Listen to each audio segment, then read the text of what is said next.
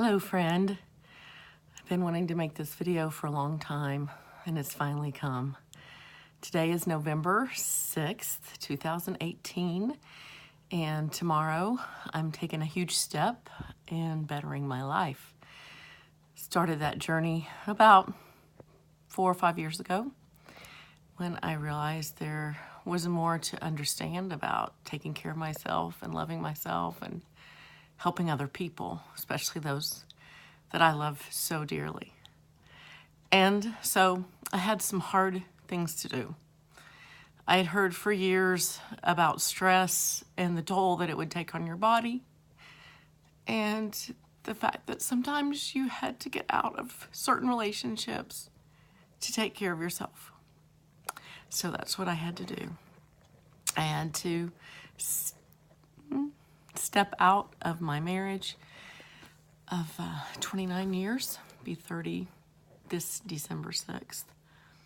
But it ended last December 15th at 29 years. Very, very difficult, long process.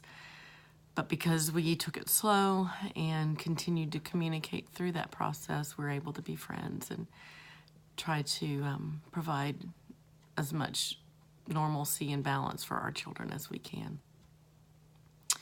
So that was step one in my health journey. And then I knew that and that was a long process because it was the emotional time, a couple of years kind of even just prepping for it, doing therapy, trying really hard to make it work.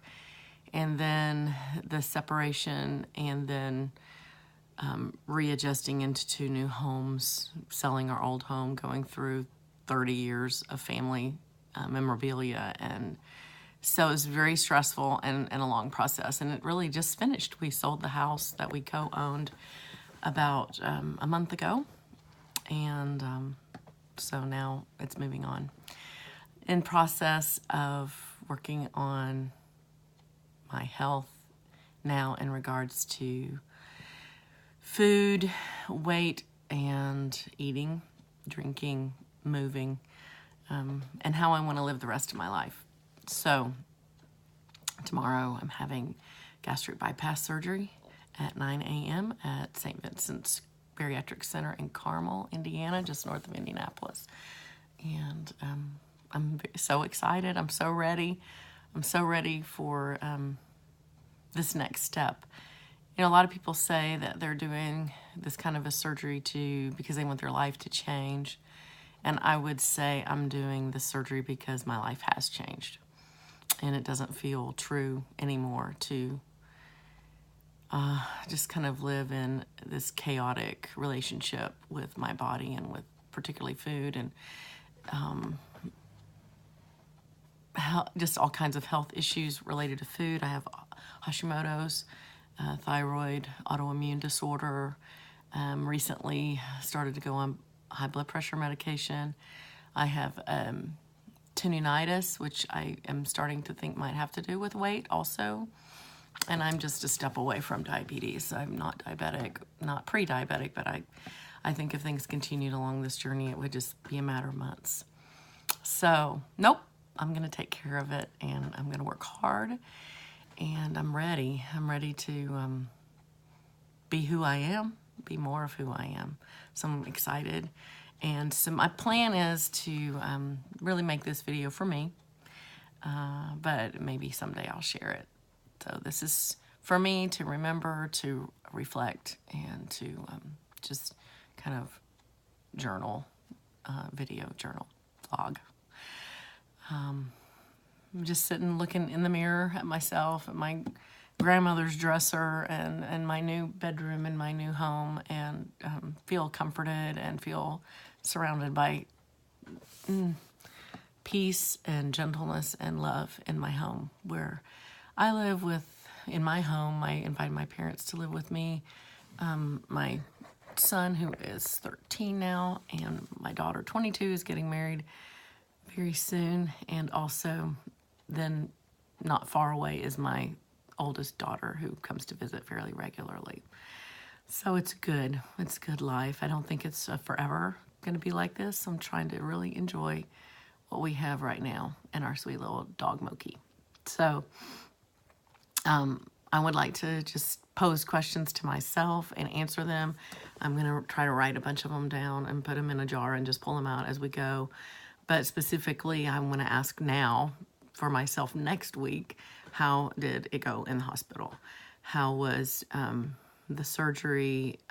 What were the highlights? Some of the things that were hard, but also what were some surprisingly, kind of cool things that happened in that time at the hospital. And then what's it like at home? How is food going? How is getting in the liquids? Am I tired all the time? Am I feeling energetic? Just really anxious to know. I'm really prepared because I've watched a lot of videos. I know a lot. I mean, for months now, I know a lot of what can happen, but I don't know what will happen to me because everybody's different. And I certainly have gleaned that from the hundreds of videos that I've watched as I travel. Just a couple of minutes, I'm going to talk about my history with specifically weight. My nickname when I was little was Tiny because I think I was pretty little before I was early into puberty. I think probably things started changing for me in first grade.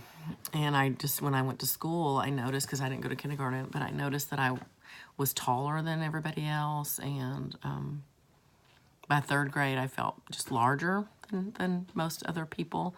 I'm sure not everyone, but that's how you see it. And I started to be frustrated with it. And my mom would try to help with, sending me healthy food. Of course, then I started to get a complex over why I had to eat hard-boiled eggs and plain tuna and saltines while my friends were eating the cool rectangular pizza at school, and the dessert brownies and that sort of thing. So I felt from very early on that people watch what I eat and notice what I'm eating. I don't like it. Anyway, I guess it's something to accept because that probably is not going to change. And when I got into puberty, I really started to get larger. I was this tall, 4.5, 5'5" by sixth grade, but I was very athletic. So I remember in sixth grade weighing about 120 pounds, which, nowadays doesn't even seem that big, but back in the 70s, that was kind of big. And, but I had a lot of attention from guys, especially older guys, because I was pretty curvy and looked a lot older than I was. But in the 7th and 8th grade was kind of a transition, turbulent time for me. We moved from Indiana down to Alabama. Again, I got a lot of attention because I was the new girl, but I just felt big and self-conscious. I was popular. I was president of clubs. I was lead in musicals and had a lot of friends. Had a few boyfriends. One, again, was older because it seemed like my larger body just made me seem more mature. He was in college and I was in high school. But I never, there were guys that I liked that I didn't think they would like me. And it was just all in my head about my weight. Because when I look back now, yeah, I was a little bit bigger, but nothing that I should have felt quite so crazy about. But I did. I started doing a lot of dieting, crazy diets, starvation diets, liquid, not eating solid food for 30, 60 days. I was, maybe borderline, maybe over the line with an eating disorder it was disordered eating for sure. But, getting up in the middle of the night and running in place in my room and just really fretting hard about it. Lost weight, gained weight, lost weight, gained weight. That's my story. I started that cycle early because then it's kind of, I heard somebody explain it like when you wind a rubber band very tight. Or imagine like the way they used to make golf balls with rubber bands all in a tight ball and you clip it and they all just come apart. It feels like that when you've done something really restrictive, but you've been hungry, and then you let go too much. So it starts the yo-yo dieting. It's not exactly like binge. I never was a binger where I would eat like a whole bag of chips or a whole bag of cookies or anything like that. But I would just go from not eating very much to eating more than I should, more than my body could handle. And it didn't take long. Same thing continued then in college. I did physician's weight loss. I lost a lot of weight, started to work for that company. Didn't go so great after I quit, and then like gained all that weight back. Got married, did Weight Watchers, had babies. I've probably been to Weight Watchers 20 times. I'm not kidding. I've probably joined it 20 times, but it's been a while now. I haven't in 10 years because I don't believe that it works for me. I mean, I believe it can work, but I had hit a stopping point for a long time, and I was obeying every rule carefully and, documenting everything, and I, like, for a long time, didn't lose any weight. So I didn't give up fast, but eventually I kind of lost interest, and going to the meetings and weighing in and writing everything down, and nothing was happening for months. Strange, I know. Then I realized I had Hashimoto's, and that can cause quite a bit of complications with weight and trying to lose weight.